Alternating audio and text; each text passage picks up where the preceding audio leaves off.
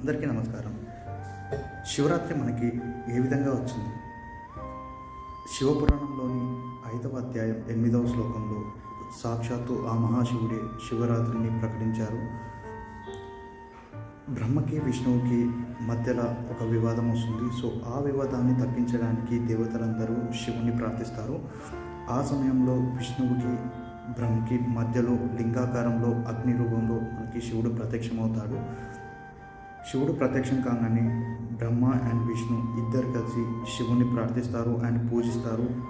రకరకాల ఆభరణాలతో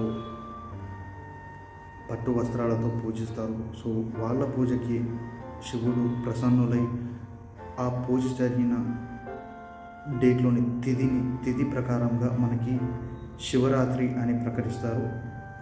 సో ఈ డేట్ ద్వారా మనము శివరాత్రి అయితే జరుపుకుంటున్నాము. సో ఇటువంటి మరిన్ని వీడియోస్ కోసం ఛానల్ సబ్స్క్రైబ్ చేసుకోండి.